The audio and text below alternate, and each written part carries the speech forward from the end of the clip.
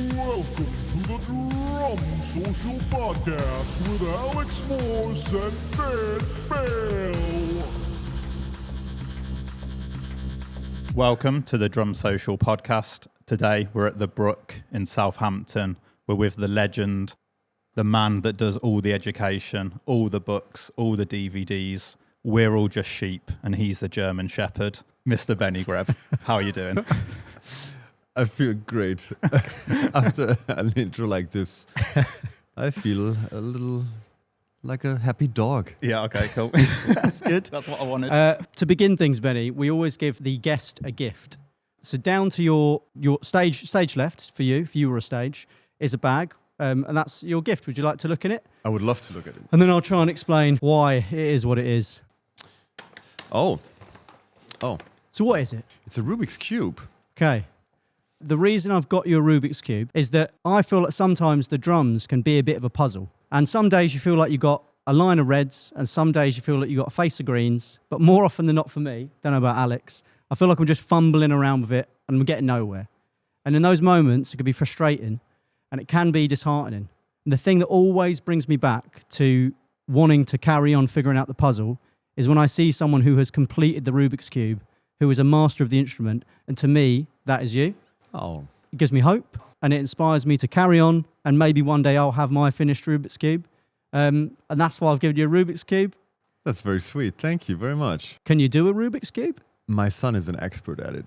He during the pandemic, he tried to teach me a little bit and got me to a certain point, but I then made space in my head for other stuff afterwards, and it's completely gone. But I appreciate very much the gesture and the symbolism of it, and my son will solve this in a second. He pretends that you solved it because it's already done. It's and put it back in its packaging, and here it is. For the listener, the Rubik's Cube has just shown up completely finished, which discourages anyone from trying. Can we talk about why we're at the Brook? Why we're here? You're doing a tour, a clinic tour. And specifically, we're at the Brook in Southampton because you're here with Graham Russell Drums. Mm-hmm. You excited for this evening? Yes. We did 2 shows already on this tour. It was just 3 dates. And it's always good to be in the United Kingdom. We're driving around here. I get driven around at ridiculous speeds. And I appreciate that always. And look, I like my job. Yeah. I love my job. To be every night on this instrument, answer nerdy questions from drummers and have a good time. I like it. So this is what we're doing here. Yeah. And what we'll also be doing tonight. So I'm looking forward to that. Excellent. And I'm happy to be in a country where, because I'm a tea drinker, where tea drinking is accepted and encouraged even. Because I've been in, like I told you before, I've been in Italy last week. Was a little bit frowned upon, when they were offering great espresso and do espresso, and I'm like, oh, do you have some tea? And they were like, it was like an insult. I'm not allowed to come back, I think. Okay, well, you can drink all the tea while you're here. Can we quickly also mention that we spoke to Graham Russell earlier, and he was saying they've got a new Meinl room at Graham Russell. They do? Chock-a-block full of Meinl cymbals. What? Chock-a-block. I'm going to have to translate. A shit ton of cymbals. Oh, I like that. Yeah. Yeah. A thing that I learned today is donkey's years. Sorry? Yeah, donkey's years. Donkey's years. Oh, yeah. Oh, he's been there donkey's years. Yeah. All right. How old are these donkeys, man? Yeah. How old are they? Must be a lot, because that's what it means, a lot of years. That's what I learned now. Anyway. We wanted to go back to the start. I don't think I know your journey of how you started drums anyway. So how did it all begin for young Benny? It's a secret. Okay, cool. That's why no one knows. I went into this forest. There was a bear coming out. Yep. He handed me a drumstick and that was it. I often visit him. He's nice. And that's how it happened. Yeah. Does he drink tea as well? I haven't talked to him about this, but he always had very sticky fingers with honey, so he liked that, I guess. I know the bear. Yeah, I know the bear. No, I started to play the drums when I was around 6. I didn't have lessons though for more than 6 years after that. It just didn't come to pass. I think my mom tried in the local Oompa band to find someone, and it just wasn't a thing so much. Also, like I grew up in this small village called Eichstätten. Yes. Eichstätten? Eichstätten. Very Eichstätten. good. I took the 3-point shot and I The missed. second take is okay. Okay. Second take is okay. Yeah, when I was 12, I got some drum lessons, and then when I was 17, I moved to another city to really study music, like professionally. Then when I was 20, I moved to Hamburg, and that's when I really thought, like, okay, or hoped that I would make my living with it. And it's when I look back at it now, it wasn't so clear to me then, but that was really the goal. I mean, before I really wanted to check stuff out at the instrument, and I still wanted back then, but there was a little bit of pride also involved, because my grandma was more in the camp of so how are you doing? Oh, Hamburg, very exciting, and blah. And she was like, okay, so when do you stop with that crap and come back? Yeah. And this always felt very insulting to me. I mean, I loved her dearly, but this was, it had a little bit this thing. I will prove that I can pay my rent, and I can kind of make it. Everyone defines that differently. Back then, it meant to me, I don't have to ask for any financial help, or I don't have to ask for anything. I think can a do lot my of thing. drummers have this. Like, Yeah. you go back for Christmas, and it's like, oh, you're still doing that like silly drum thing. Yeah. And Yeah. you're like, oh, give it a break. Yeah. Yeah. And I mean, to be fair, even when I earned my own living, and I sometimes was like, man, Grandma, I will play the Modern Drummer Festival. Like, this is a big deal for me. Like, I always watch these videos, and I mean, it's the Modern Drummer Festival. And she was like, yeah, but why don't they have drummers over there? Like, in America, they also have good drummers. Why do they need you? And I'm like, yeah, but everyone has their own. Do you want another piece of cake? You know, you just give up. So that, I think that also, I just want to, for the listeners and viewers, don't expect that to ever go away either. Yeah. You just have that. You have to have that feeling for yourself. You have to find that for yourself, that it's enough for you. And if you get support, that's great. But Yeah. anyway, it feels good to talk about it. Thank you. Get it all out now. It's a all right. therapy It's an session. open space. And then going from that, I mean, when you're sort of in Hamburg, I guess, who were your early drum influences? Yeah, I mean, first of all, it was the drummer in my brother's band. I was the little brother, and he was a little bit like, but he really played some stuff that I was mystified by, and I was like, oh man, you know, why does he have this? And he had no normal cymbals, but he had like just like 2-3 splash cymbals. It was the first time that I ever saw splash cymbals in my life. I was like, oh my god. It's like amazing. And they had this funk band, and I really, really liked that. That was an influence. And then, honestly, of course, the music that my brother listened to, my father listened to, like a lot of singer-songwriter stuff, a lot of English music, actually, a lot of English bands. The great pop music of the 80s and 90s, like the Phil Collinses and Sting and Peter Gabriel and all of that stuff. And what came with that was, of course, guys like Vinny, like you saw Sting like live. There was the Soul Cages tour, but it was not called Soul Cages, I think. It was, the live tour had a certain name. Dear viewers, please write it in the comments. It was amazing because really Vinny played pop music like you normally wouldn't think that someone is allowed to play pop music. It was like full on. This band was like cooking. It was like David Sanchez and Vinny and Dominic Miller, of course, and Sting. And that blew a couple of fuses. And then a lot of like little videos, it started back then at these VHS tapes. Even in Eichstätten, you were able to kind of like get them somewhere. And I then saw this Buddy Rich Memorial Scholarship, these tapes with Kolayuda and Weckel and Gad, and that then blew a couple of fuses. And it really heightened the quality standard that I envisioned. Like before, I had no idea that stuff like this was possible. I really watched it and thought like, oh my God, like I had no idea like that this is possible on the instrument. So that was very important, I think. And of course, Weckel but Steve Gadd is always my all-time hero. Steve Smith, I love dearly, and I'm very proud to now say he's actually also a friend, and I can actually sometimes call my heroes and ask for advice or something, which is amazing. Sorry, that's a little bit. I don't want to brag, but I'm just excited about that, and I'm grateful for it. I mean, that was the thing you were at, wasn't it? Yes, yeah. I'd like to get onto the drum shows and tours Yeah. later, but I saw you at the European Drum Show play alongside Steve Smith. Yeah. And it was really beautiful to watch you looking over at Steve Smith, and there was a big grin on your face while this insane solo or duo happened, duet. Yeah. And what was lovely is I was looking out at the crowd at one point, and there's loads of little kids like just nodding along and like smiling, and I was thinking like, one day, one of these kids could be on stage beside you, Right. and you would be there, Steve Smith, to them. Yeah. I don't know how you felt about that moment. Yeah. I mean, I wouldn't put myself in that category, of course, but I think that's what happened to Steve with like Max Roach or with guys that he looked up to and were his senior, if that's the right word to say. Yeah. And so I mean, I can only try my best. Again, I wouldn't put myself in that category, Nah, but you're in that category. I Well- can say it. I'll say it. okay, I'll say it I will not. But anyway, yeah, it's just a joy, and we have some history, and we have some common repertoire actually, and then it's just amazing if you can. I mean, I called him. I knew that he was also there, and there was just so much going on. I was on tour before, and then I came there, and I thought about what am I gonna do today, and really like an hour or two before I played, I wrote him a message and said like, hey, I know you're here. How are you?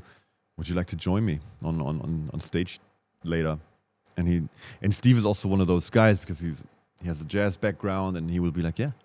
And you can't do that with anyone. Yeah. Like he's really someone who's like, okay, let's talk about the form shortly, and okay, cool. And then he will, of course, deliver like crazy. He will be. So the conversation about what you were going to do on stage together was just short. That was before I went on stage. We talked like for about 7 minutes or so. We're like, okay, maybe this Indian thing at the end. Well, you call that, and let's just start. I think it would be great to have different sounds. Let's do something with hands and brushes. And of course, then it was also a little bit different. But you then have these moments where you can look at each other and be like, now the thing. Oh, that's not bad either. And so yeah, no, I love him. He's awesome. It was beautiful. Yeah, he never takes any prisoners. I love the banter with the brushes where you were rolling the brushes across the snare. I thought that's a joke with no words that everyone gets. Yeah. Would you like to talk about your early work? So Whatever you want. you're in Hamburg, and I believe you joined a band ccalled Otter Post. Ah, that's very well researched. And Well this done, is Ben. thank you very much. I can read now, which everyone says I can't, but I can read. Listen up. This is you join this band and you get a record deal. Right. It was a producer deal, kind of, and we got super excited. Well, I mean, I didn't join. We formed the band, and it felt like for a millisecond, like, okay, it's gonna be the next big thing. Like we were talking to record labels and doing the thing, and I was like, oh my god! As soon as I moved to Hamburg, there's shit going on. You know, What this is style of amazing. music is this band? Oh man, it was like German hip hop kind of crossover kind of stuff. Oh, God. crazy. Yeah. But yeah. Can we have a CD? Better not.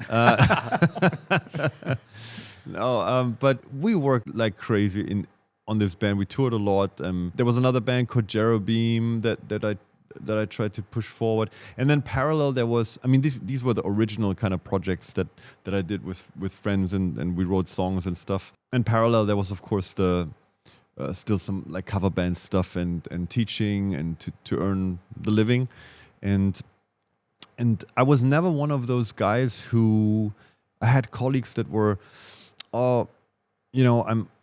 this is the music I like, and the other music I don't like, I will not play, and then I work at McDonald's or I take a stupid job, and then and I thought, okay, as long as I sit behind this instrument and I can clock some hours, I'll just take any opportunity and try to, because that's what my heroes also did. Like I was into Steve Gadd, and I knew that he would like play anything from like big band to.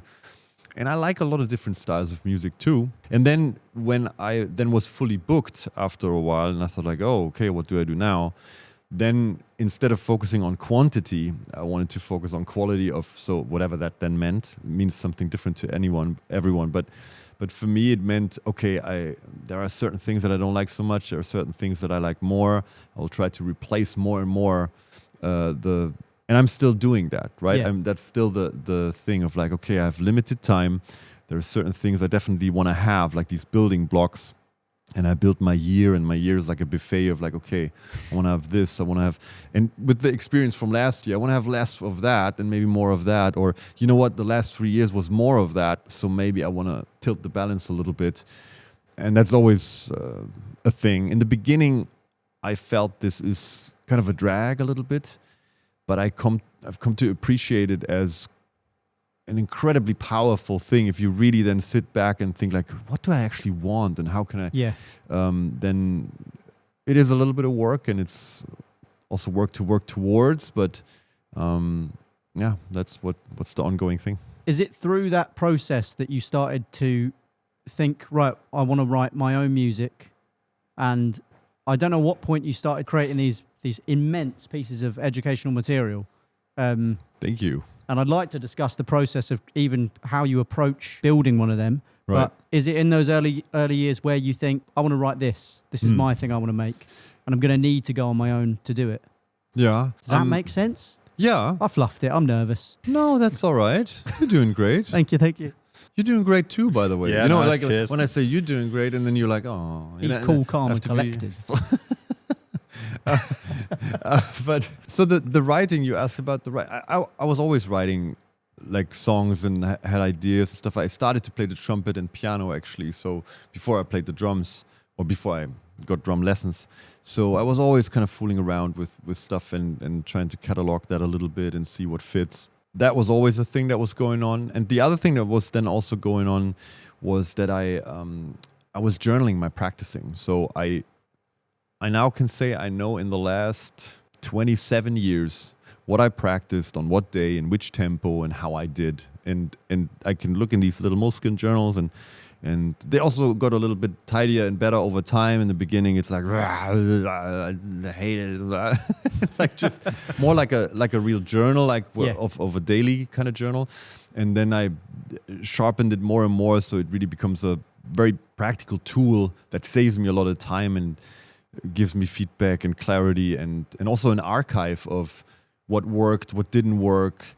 And this is then maybe 2005, 2007, maybe something like that, where then Hudson approached me and said, after me being a fan of these videos for years, like we talked about before, they were the guys that did the Buddy Rich stuff and the Chicoria video and the Weckel videos and everything. So DCI became Hudson Music, and they then said, do you have something? And I looked in the books and said, I have something. I have some things.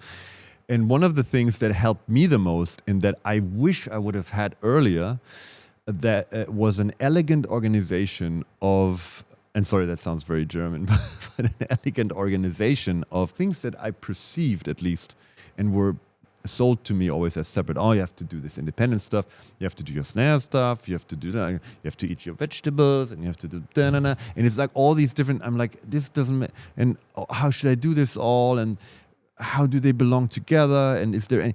And to see like, you know what? It's all just different variations and incarnations of the same source material. And also in terms of repertoire, to see then kind of the DNA behind it, or the skeleton behind it, and see like, okay. It was for me a breakthrough, and then later I was glad to find out for many other people too, to have an elegant organization through a lot of the material out there, something that binds everything together. Yeah, I think that's where the language of drumming, that book, it just, everything is in there that you could almost possibly want. Not to like slam anything else, but you can just, like you said, just work your way through. Every page is like, we're just building on the next thing. And like you said, you've perfectly linked. You can do this on your lap. You can do this on a practice pad. To hear it is just round the kit. Yeah. And then what I like with that, and then also the Art and Science of Groove DVD, I don't know how you've nailed it so well, but you can teach something that can just apply to any genre of music. Oh, thanks. Is that something you think about beforehand, or is it just, I've took it out the journal and then just pass it on kind of thing? Yeah, I mean, first of all, thanks. You're very kind. Nah, But stop it.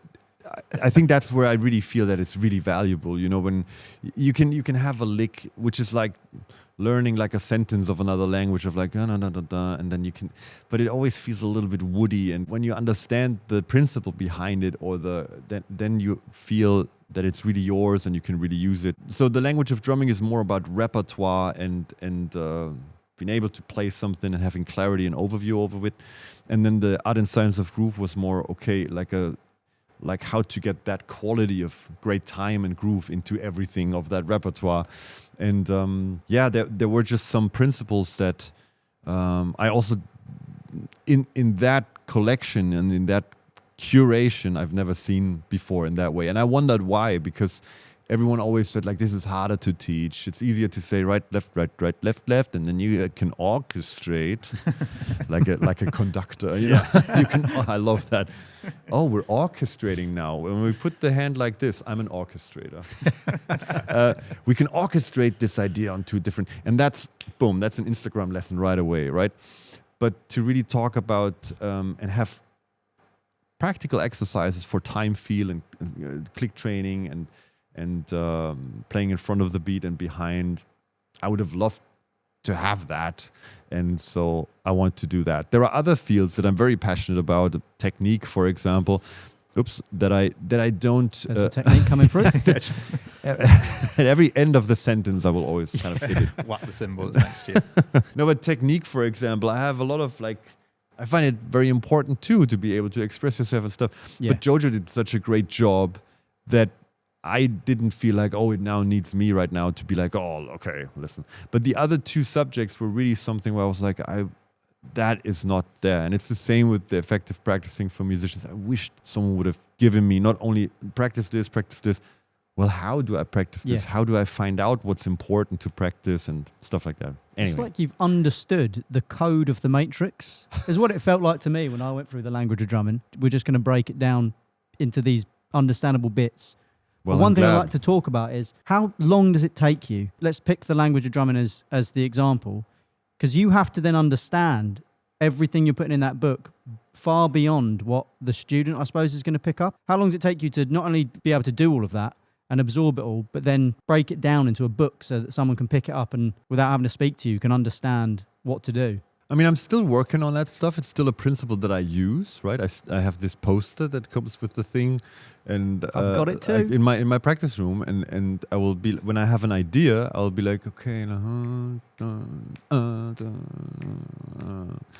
that feels weird coordination wise, and you know, then, and it's just a great system, because sometimes when we have a certain idea, we started on a certain time, and we played in a certain subdivision, and we played in a certain tempo. And then you really create a lot of freedom and flexibility when you look at all these parameters that you usually lump together with the thing. Oh, this is a thing. It has many parameters that makes it that thing.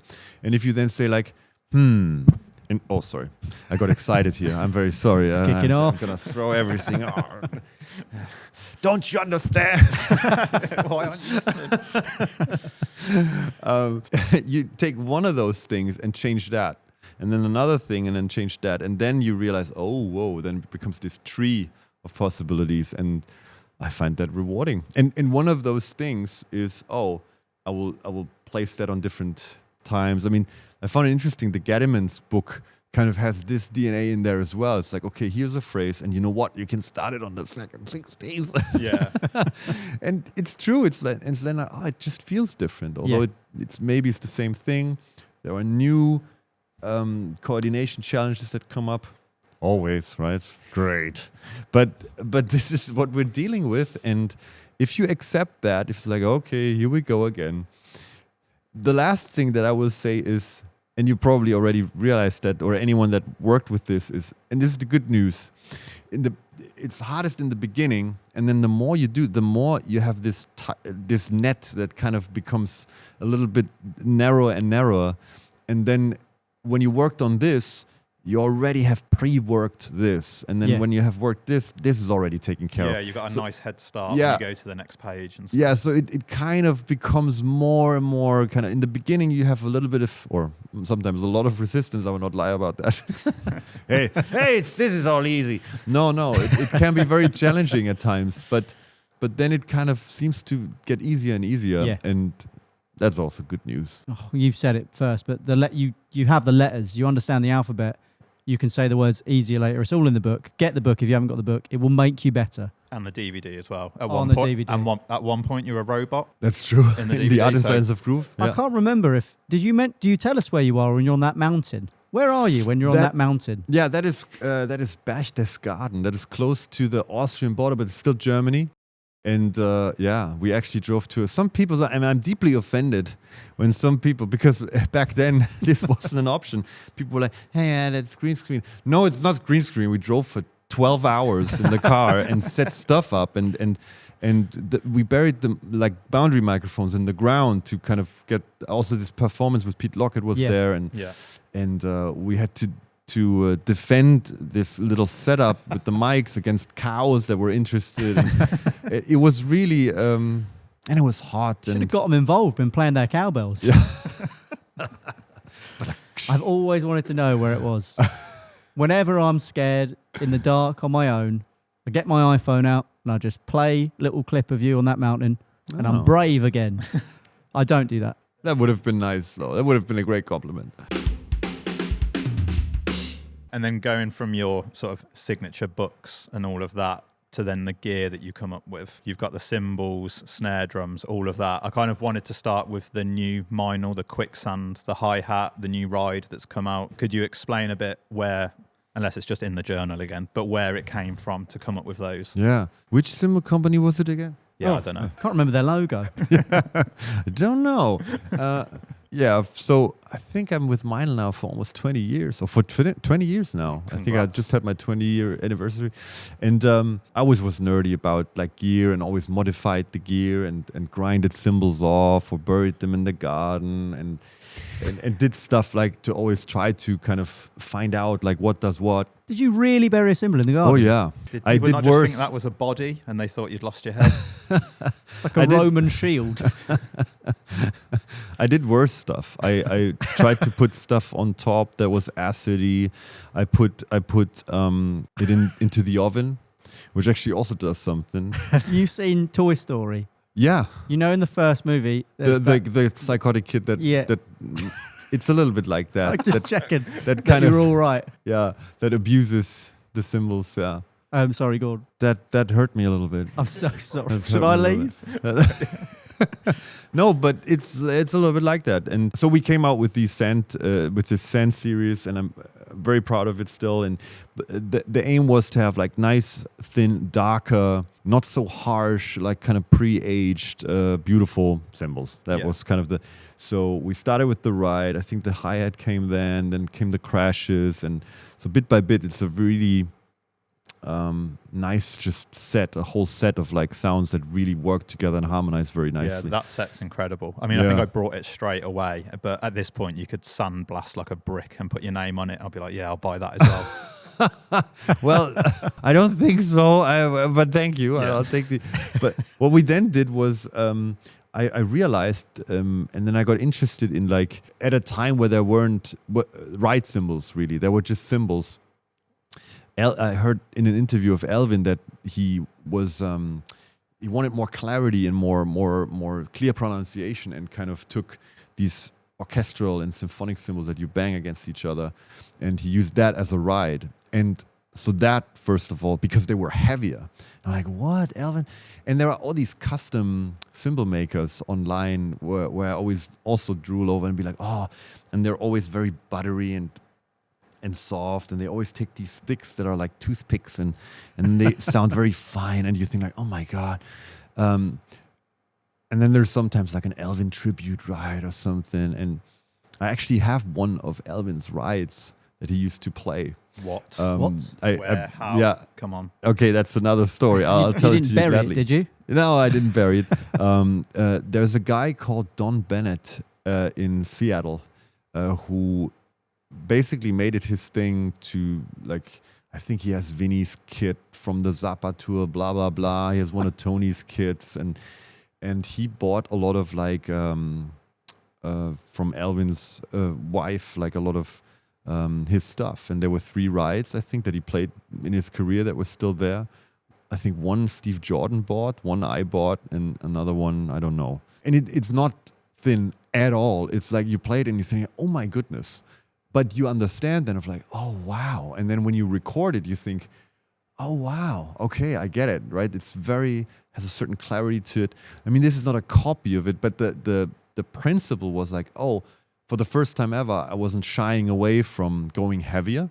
And the second thing was also with like guys like Gad or the Count Basie Orchestra even, that they had not 20-inch, but like smaller ride cymbals. Also something I never looked into before. So I tried around with 18-inch orchestral things. So Meinl was nice enough to send me a bunch. And then I did the psychotic thing again and fooled around. Then I realized that they are quite hefty and they have a lot of overtones. Yeah. The orchestral ones are quite complex actually. And I saw in some recordings as well, there were always pieces missing.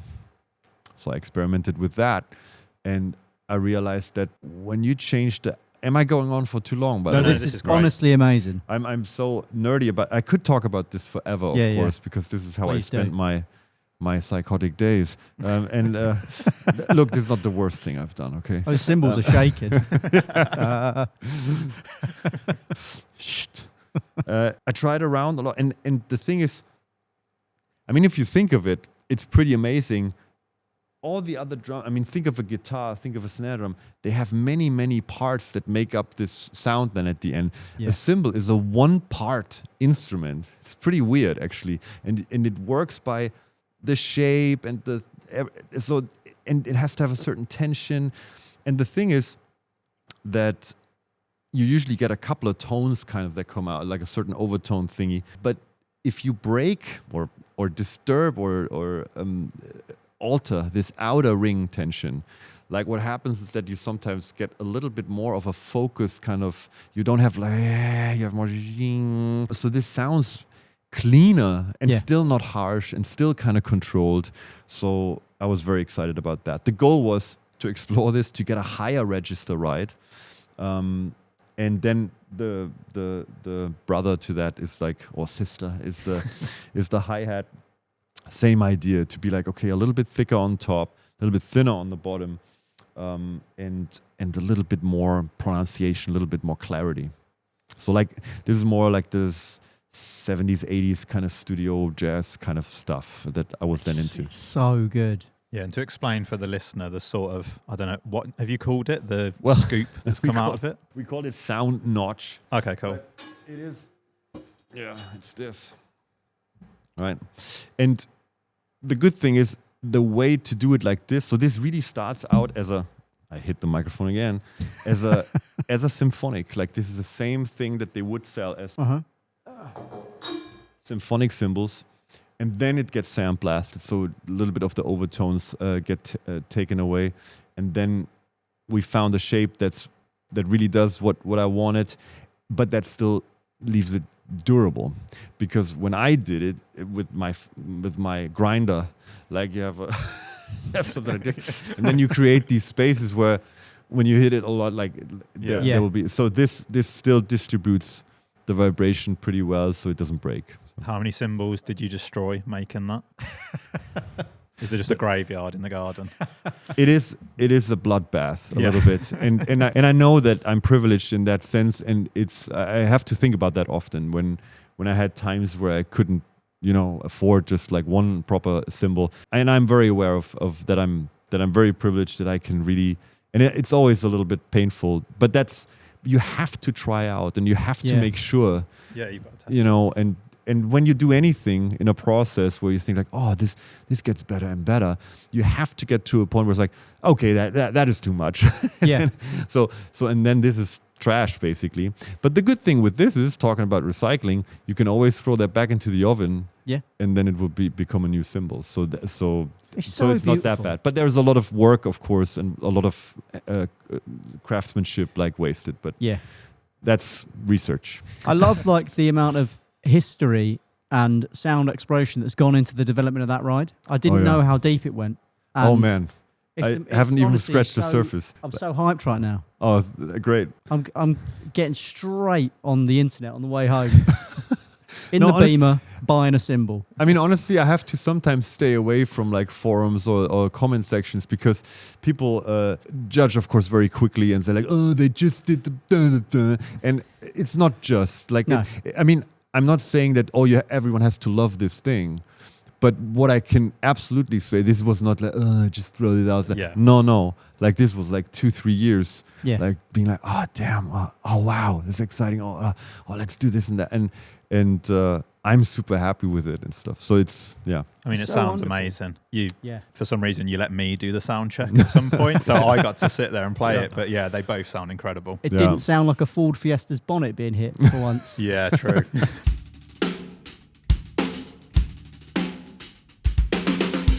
Okay. What is the game? You ready, Joe? The game is called Benny, and the Grebs. It's called Benny and the Grebs. In your book, First of all, I have to congratulate you to committing to The three to Bennies. performing it like you did. I closed my eyes and wished, Oh, you did very wished well. I was on I holiday. really appreciate it. But no, right. It's going to get worse before it gets better, boys. I'll tell you that. Okay. Welcome to Benny and the Grebs. There will be a theme tune.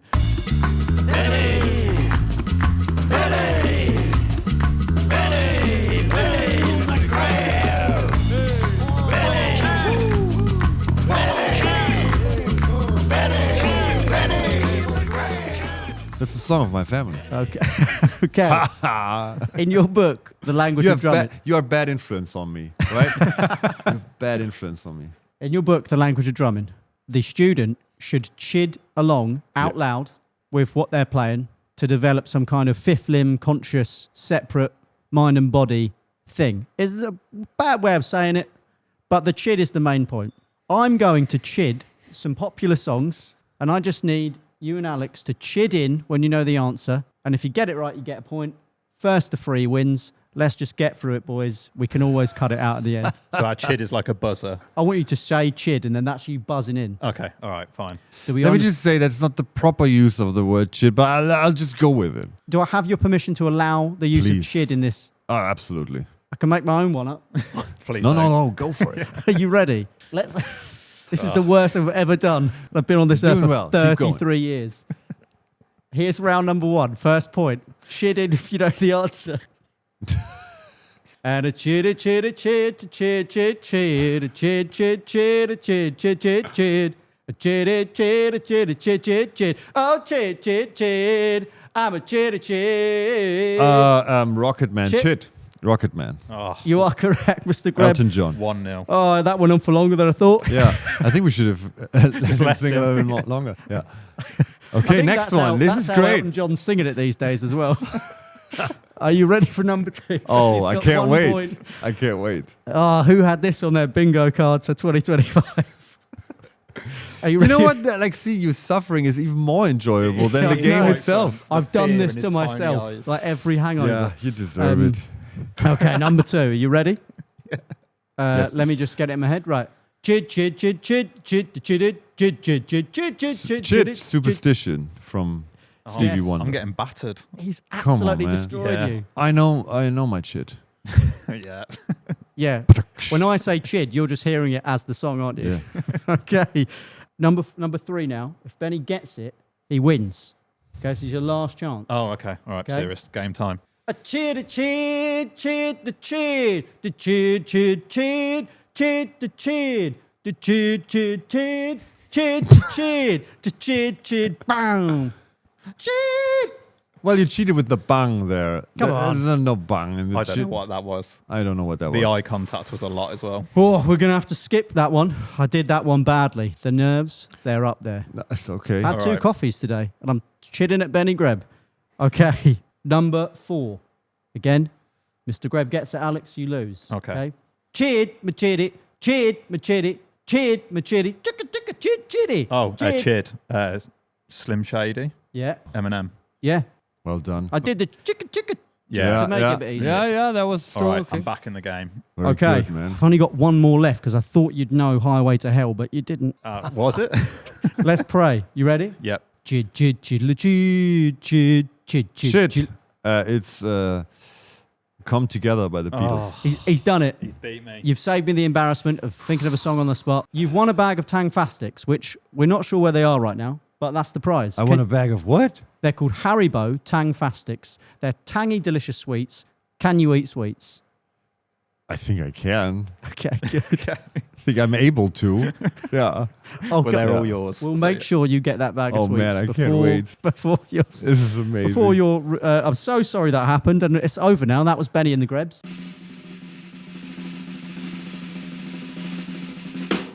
We have a playlist on Spotify, the Drum Social playlist, and we ask our guests to pick 3 songs. It can be songs you've played on or just songs that inspire you. Do you have 3 songs? I don't know if you saw this bit of the email or not. I have songs. Yeah, sure. all right. Okay. Song 1, wherever you want to go. Okay, I want to pick the band Soul Coughing. It's the best unknown band ever for me. It's I like it so much. Chet Blake produced it. It's everything is almost everything is great from them. They have an album called El Oso. They have an album called Super Bon Bon. There is a song on there that's called, or is it Irresistible Bliss, the album? No, I think the 3 albums that they did. Screenwriter's Blues, I think it's called, or something like that. And it was in the early days of like using like samples and funky beats and kind of, it's a great band. Soul Coughing, check it out. Yeah, I've never heard of it, so looking Yeah, forward to that. it's really Yeah. cool. Right, song 2. So it should be something from me too, or Yeah. Treat yourself. I would choose Grabcastra. I think it's one of the most elaborate ones from this a cappella stuff that I did. I did 2 albums with like a cappella and drums, so I know how you felt just now. It's exactly that. Yeah. And It was inspired by that. I do have an impact. Yeah, finally. I do have This an is what you do it for. Not the one I thought. Not the one I thought either, but an impact. Okay, that's the Yeah. most important thing I heard. Yeah. So, Grabcastra from the album Grapefruit 2. Yeah. And then another one, I would say maybe September from Moving Parts Live. Yeah, banger as well. Absolute banger. But yeah, Thank thanks you. so much for doing this, for being on the podcast. Insane that you agreed to it. And knowing that you journal and write things down, I'm looking forward to just like 1 hour wasted with these lads. Yeah. But yeah, Tonight, I have one more thing. Yes. I can recommend the Drum Social podcast. oh, We didn't pay him. yeah, insane. But yeah, thanks everyone for listening. Please yeah. like, share, all that stuff. But yeah, Thank Benny, you, Mr. Greb. Yeah, thank you, Mr. Big pleasure. Greb. Insane.